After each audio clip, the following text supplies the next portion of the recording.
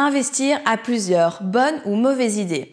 Bonjour à tous et à toutes, j'espère que vous êtes en pleine forme. Je m'appelle Elodie, je suis investisseuse, coach immobilier certifié. Aujourd'hui, dans cette nouvelle vidéo, je réponds à une question qui m'a été posée par Laura qui me demandait est-ce que c'est intéressant d'investir seul ou bien d'investir à plusieurs? Avant de répondre à cette question, je vous invite à vous abonner à la chaîne ainsi que de télécharger le cadeau que je vous offre juste ici en dessous de la vidéo. On se retrouve juste après le jingle.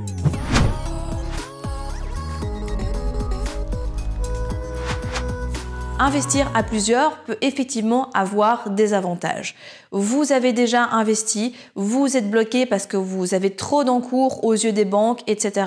Il y a des fonds qui vous manquent ou autres, ou vous avez une situation qui peut être, par exemple, pas la plus favorable possible. Donc, vous êtes actuellement au chômage, vous venez de vous lancer en tant qu'indépendant ou votre société, vous avez un mi-temps et donc ça ne va pas, etc. Bref, peu importe la raison, c'est vrai que de s'associer à quelqu'un pour investir peut vous permettre de débloquer la situation et de continuer à avancer en acquérant un nouveau bien immobilier. Alors bien sûr, tout sera partagé en 2, en 3, en 4, en 5, bref, en autant de personnes qu'il y a dans l'opération, mais ça vous permettra quand même toujours de passer au niveau supérieur. Donc effectivement, ça a beaucoup de sens de se poser la question, surtout lorsqu'on est dans une situation difficile au niveau du financement ou que vous avez tout simplement envie de passer un palier aussi, d'aller sur des plus grosses opérations, de continuer à investir, de ne pas être bloqué, etc.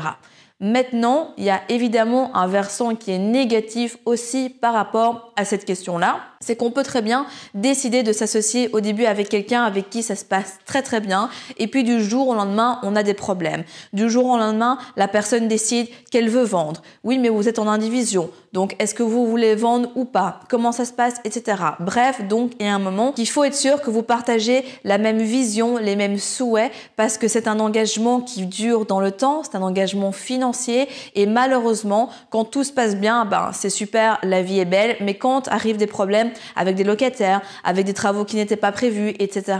Là, on commence à avoir dans certains cas des frictions et des personnes qui veulent se sortir de ces opérations et qui pour vous, ça peut poser problème. Donc, ça va demander de bien sélectionner la personne avec qui vous allez vous associer. Encore une fois, une association ne doit jamais être prise à la légère, peu importe sa nature, que ça soit au niveau de l'immobilier, dans un business ou autre. Toujours bien faire attention à ça et surtout bien tout acter auprès d'un notaire avec des clauses spécifiques, etc. Quitte à en faire un petit peu trop au début, mais pour au moins prévoir si en cas de problème, quels sont vos recours, quelles sont vos possibilités de sortie, etc. À cet effet, j'aimerais vous partager du coup un exemple qu'une de mes connaissances m'avait partagé il y a quelques temps. Donc, elle s'était associée avec plusieurs connaissances, il y a maintenant plusieurs dizaines d'années de ça, pour acheter un immeuble de rapport du côté de Schuman à Bruxelles et vraiment un projet assez conséquent en termes d'investissement financier. Sauf qu'à un moment, il y a eu un souci. Ils étaient en taux variable, le taux a commencé à remonter et donc ils ont dû payer plus. Il y a des locataires qui sont partis, il y a eu de la vacance locative, il y a eu des dégradations locatives, il y a eu des travaux imprévus, etc.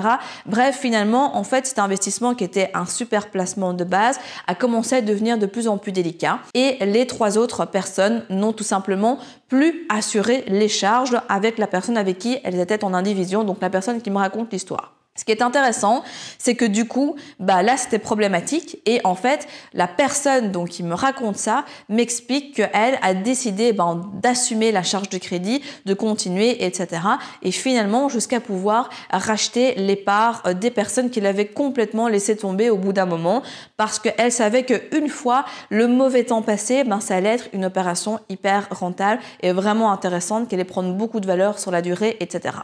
Donc finalement, je vous passe ces détails, mais après de nombreux mois de discussions, d'accords, d'avocats, de notaires, etc., bref, assez compliqué, de retard de crédit, etc. Finalement, donc cette personne décide de racheter les parts des autres avec un accord sur du plus loin long terme et finalement, quand tout commence à se remettre dans l'ordre, que le bien commence à de nouveau générer beaucoup d'argent grâce du coup à un type de locataire différent qui a attiré aux travaux qui ont été faits, etc. et des taux qui recommencent à baisser puisqu'en étant en taux variable, son taux finalement était revu à la baisse, bien en fait, il explique qu'il ne regrette absolument pas d'avoir gardé cette opération puisqu'à l'heure actuelle, c'est tout simplement cette opération qui est la plus grosse de son parc immobilier qui lui génère le plus de plus-value latente en cas de revente et surtout ses plus grosses rentrées puisque maintenant, en étant à Bruxelles du côté de Schuman, pour ceux qui connaissent, c'est un quartier qui a vraiment pris de la valeur, ça a explosé, on est proche de la Commission européenne. Bref, donc vraiment tout bénéfice. Mais ce que je veux dire par là, c'est que dans ce cas-ci, son histoire se termine bien. Ça a été très challengeant pour lui. Il a dû prendre plusieurs travails sur le côté pour assumer cette charge. Et donc, d'où l'importance de ne pas prendre à la légère les associations parce que, encore une fois, cet exemple-ci nous montre que quand tout se passe bien, c'est génial, c'est beau, la vie est belle, mais dès qu'il y a quelques difficultés, on peut très vite se retrouver à l'abandon et donc vraiment prudence à ce niveau-là. Donc s'associer, oui, mais toujours en s'associant avec un filtre de recherche poussé et avec les bonnes personnes.